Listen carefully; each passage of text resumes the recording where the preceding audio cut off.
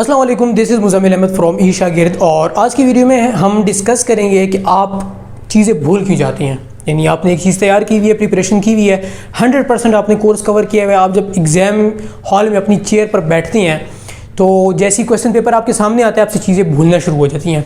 आपको ऐसे लगती है जैसे आपने कभी पढ़ाई की ही नहीं। तो इसकी बेसिकली जो वजह होती है वो ये होती है कि आपने 100% कोर्स तो कवर किए, मेमोराइज़ किया हुआ है, लेकिन रिकॉलिंग में आपको डिफ़िकल्टी हो रही है। उसकी वजह ये है कि जितना कंटेंट आपने याद किया हुआ है आपके दिमाग में कहीं कोने खुदरे में पड़ा हुआ है, लेकिन वो आपके सबकॉन्शियस माइंड के अंदर नहीं आ पा रहा।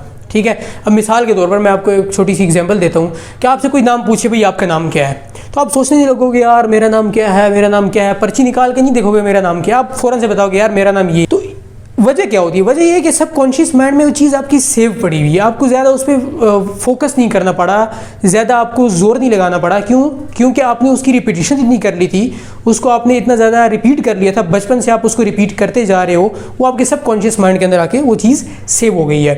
अब हमारा ब्रेन किस तरह काम करता है इसको समझने के लिए हम देखेंगे। जब भी आप कोई टॉपिक कवर करते हैं तो 3 लेवल्स के अंदर आप कवर करते हैं। सबसे पहले इसको आप अंडरस्टैंड करते हैं, यानी आपका 100% कॉन्सेप्ट जब क्लियर हो जाता है तो कुछ चीज़ें मेमोराइज हो जाती हैं और कुछ को आप सेकंड लेयर पे आप मेमोराइज करते हैं। यानी एक टॉपिक आपने समझ लिया, टीचर से कॉन्सेप्ट क्लियर कर लिया, अब वो टॉपिक आप 3, 4, 5 मरतबा बार बार दोहराएंगे ताकि वो जितना कॉन्सेप्ट है, जितना उसका कॉन्टेंट है वो आपके जहन में बैठ जाए। ये तो होगी 2 लेयर्स। अब तीसरी जो लेयर आती है दैट इज़ रिकॉलिंग, जो मेजॉरिटी ऑफ स्टूडेंट्स छोड़ देते हैं।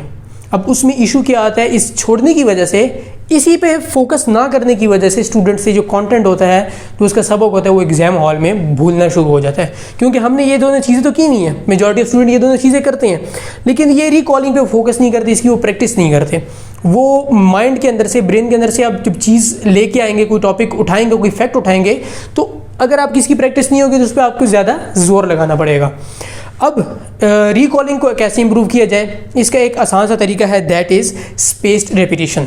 अब स्पेस रेपिटेशन क्या है? बेसिकली स्पेस रेपिटेशन एक रिवीजन ही है, रिवीजन की एक तरीका है, लेकिन एक नॉर्मल रिवीजन नहीं होती। क्योंकि नॉर्मल रिवीजन आप जब करते हैं तो स्टूडेंट्स क्या करते हैं, एक दफ़ा बायो कंप्लीट की, एक दफ़ा फिजिक्स कंप्लीट की, एक दफ़ा केमिस्ट्री कंप्लीट करने के बाद वो दोबारा बायो पे आएंगे, या कुछ इस तरह करेंगे, एक दफ़ा बायो 100% कोर्स कवर कर लिए, फिर दोबारा से बायो स्टार्ट करेंगे। ये तरीका गलत है। इसमें ये होता ये है कि चलें इंप्रूव हो जाती है, कुछ ना कुछ रिकॉलिंग आपकी इंप्रूव हो जाती है, कुछ कंटेंट सबकॉन्शियस माइंड के अंदर आ जाता है, लेकिन इसमें आपका टाइम काफ़ी वेस्ट होता है और एफिशिएंसी उस तरह 100% आपको नहीं मिल पाती। ठीक है, मिसाल के तौर पर आपने जिस टॉपिक पे 1 घंटा लगाया था, आप उस पर 45 मिनट या आधा घंटा लगा लेंगे, लेकिन आपकी एफिशिएंसी उस तरह नहीं बढ़ेगी। अब यहाँ पे बात हो रही है स्पेस रेपिटेशन की, उसका असल में जो मतलब ये है कि आपने कुछ टाइम इंटरवल गैप के साथ एक चीज़ को बार बार रिपीट करना है, उसको स्पेस रेपिटेशन करनी है। ठीक है, अब क्यों करनी है इसके बारे में रिसर्चेस काफ़ी हुई हैं। एक है बेनेडिक्ट कैरी, एक ऑथर हैं जिन्होंने बुक लिखी है हाउ वी लर्न। ठीक है, उसके अंदर उन्होंने बताया है कि स्पेस रेपिटेशन का असल में मकसद क्या है। अब उसके अंदर उन्होंने एक थियरी दी है जिसके 2 पॉइंट्स हैं। जो पहला पॉइंट है उसके अंदर उन्होंने बताया कि मेमोरीज की 2 डिफरेंट किस्म की स्ट्रेंथ्स होती हैं। ठीक है, एक को उन्होंने नाम दिया स्टोरेज स्ट्रेंथ का, जो मैंने पिछली लेयर में आपको बताया था, पिछली मैंने आपको स्लाइड में बताया था कि उसमें मेमोराइजिंग, मैंने आपको बताया था कि मेमोराइजिंग उसको कहा जाता है। दूसरे जो उसको स्ट्रेंथ का नाम दिया हुआ है, उसने नाम दिया रिट्रीवल स्ट्रेंथ का। स्टोरेज स्ट्रेंथ और रिट्रीवल स्ट्रेंथ को क्या कहते हैं? रिकॉल करना कहते हैं।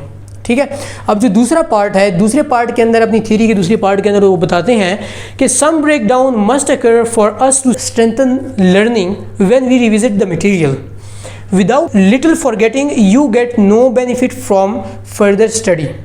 It is what allows learning to build like an exercised muscle. अब इसका सादा सा मतलब ये है कि कोई भी चीज़ आप याद कर रहे हैं, उसको ज़्यादा देर याद रखने के लिए या स्ट्रांगली याद करने के लिए आपको कुछ ना कुछ भुलाना पड़ेगा, उसका भुलाना ज़रूरी है। ऐसा भी आपने नहीं करना कि आपने एक टॉपिक याद किया, अगले दिन रिवाइज़ किया, तीसरे दिन फिर रिवाइज़ किया, 4-5 दफ़ा रिवाइज़ करके आपने छोड़ दिया, इसका फ़ायदा नहीं है। और आपने ऐसे भी नहीं करना कि आपने पूरा कोर्स कवर करने के बाद दोबारा आपने कोर्स रिवाइज़ किया, इसका भी फ़ायदा नहीं है। मिसाल के तौर पर एक बंदा है, एक्सरसाइज कर रहा है, मसल्स की, बाइसेप्स की एक्सरसाइज कर रहा है, अगर वो एक दिन एक्सरसाइज करेगा, महीने बाद जाके दोबारा एक्सरसाइज करेगा तो उसके मसल बिल्ड नहीं होंगे। या अगर वो ऐसे करेगा कि डेली ही बाइसेप्स पे लगा हुआ है, तब भी उसके मसल्स बिल्ड नहीं होंगे। ठीक है, उसको एक टाइम गैप देना पड़ता है ताकि मसल की रिकवरी हो। बिल्कुल इसी तरह आपकी जो मेंटल स्ट्रेंथ है, आपकी जो मेमोराइजिंग है, उसको भी एक टाइम देना पड़ता है। आपने एक दफ़ा चीज़ याद कर ली, उसके बाद कुछ गैप दिया, गैप देने के बाद आपने उस चीज़ को रिकॉल किया, तो उस तरीके से आपके जहन में वो चीज़ सेव रहती है।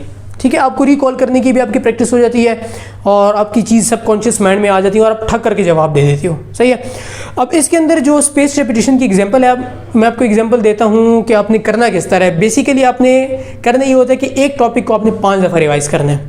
ईजी तरीका है, टाइम ज़्यादा नहीं लगता। मे भी आप कह रहे हो यार 5 दफ़ा तो मैं रिवाइज़ करूँगा, तो पूरा कोर्स 5 दफ़ा कैसे रिवाइज़ करूँ मैं पूरे साल में। इसमें ये होता ये है कि जब आप प्रॉपर गैप्स के साथ रिवाइज करेंगे तो उसमें आपकी टाइम कंजम्पशन कम होगी। अब आपने करना ये है कि एक टॉपिक को जब आपने एक दफ़ा याद कर लिया है तो एवरीडे का मतलब क्या है कि एक टॉपिक आपने याद किया, उससे अगले दिन हर टॉपिक के साथ आपने इस तरह करना है। एक टॉपिक याद किया, टॉपिक 1 याद किया, उससे अगले दिन आपने रिवाइज किया, टॉपिक 2 याद किया, उससे अगले दिन रिवाइज किया। अब टॉपिक 1 एक दिन रिवाइज करने के बाद आपने एक दिन का गैप देना है, उसके बाद अगले दिन आपने रिवाइज करना है। ठीक है, यानी एक टॉपिक मैंने आज याद किया, कल याद किया था, आज रिवाइज किया, कल मैं उस टॉपिक को टच नहीं करूंगा, परसों दोबारा उस टॉपिक को रिवाइज करूंगा। उसके बाद आपने 7 दिन के गैप के साथ रिवाइज करना है, फिर उसके बाद आपने 2 वीक्स यानी 14 या 15 दिन के गैप के साथ आपने उसको रिवाइज करना है। और उसके बाद आखिरी जो रिवीजन होगी वो आपने एग्जाम से कुछ दिन पहले करनी है। अब यहाँ पे एग्जांपल मैं आपको बताता हूँ, ये जो ब्लैक में आपको शो हो रहे हैं इसमें आपने फॉर एग्जांपल आपने टॉपिक कवर किए, याद किए हैं। टॉपिक 1 याद किया, टॉपिक 2, टॉपिक 3 फिजिक्स के 3 टॉपिक्स आपने याद कर लिए। अब 1 मार्च से आपकी प्रिपरेशन स्टार्ट है। अब 2 मार्च को आपने टॉपिक 1 रिवाइज किया, यानी जो आपने कल याद किया था 1 मार्च को, 2 मार्च को आपने रिवाइज कर लिया। 3 मार्च छोड़ के 4 मार्च को आपने फिर रिवाइज किया, एक दिन के गैप आ गया। फिर उसके बाद 7 दिन के गैप के बाद आपने रिवाइज किया, उसके बाद आपने 14 दिन के गैप के बाद आपने रिवाइज किया, और जो आखिरी रिवीजन होगी वो एग्जाम से कुछ दिन पहले होगी। तो ये जो स्पेस रेपिटेशन होती है काफ़ी ज़्यादा फ़ायदा देती है। इससे आपकी रिकॉलिंग मजबूत हो जाती है, आपकी मेमोराइजेशन और स्ट्रॉन्ग हो जाती है। आपने जो कंटेंट याद किया होता है आपके जहन में वो महफूज रहता है। तो जब आप एग्ज़ाम हॉल में बैठेंगे आपको ऐसा नहीं लगेगा कि यार ये चीज़ मैं पहली दफ़ा पढ़ रहा हूँ, क्योंकि मेजॉरिटी स्टूडेंट को यही होता है कि यार ये मैंने कंटेंट किया है, ये क्वेश्चन आया है, अब ये क्वेश्चन मैंने किया तो था, ये मुझे याद है कि मैंने याद किया था, लेकिन क्या याद किया था ये मुझे याद नहीं है। ठीक है, पावर का फॉर्मूला क्या मुझसे ये भूला हुआ है, कौन सा कैटालिस्ट यूज़ होता है रिएक्शन के अंदर मुझसे ये भूला हुआ है। तो ये सारे मसाइल जो होते हैं ये स्पेस रिपीटिशन ना करने की वजह से, यानी रिकॉलिंग आपकी वीक हो जाती है। तो उम्मीद है ये वीडियो आपको फ़ायदा दिया होगा, इस वीडियो ने आपको कुछ ना कुछ फ़ायदा ज़रूर दिया होगा, और इस पर अगर आप अमल करेंगे तो 100% श्योरिटी है कि आपका जो इम्प्रूवमेंट आएगी आपकी 10x तक आपकी इम्प्रूवमेंट आ सकती है। तो ये वीडियो अगर आपको अच्छी लगी है तो इसको लाइक करें, अपने दोस्तों के साथ भी शेयर करें, और हमारे चैनल को ज़रूर सब्सक्राइब करें क्योंकि फ्यूचर में इस तरह की नई वीडियोज़ आती रहेंगी। Thank you.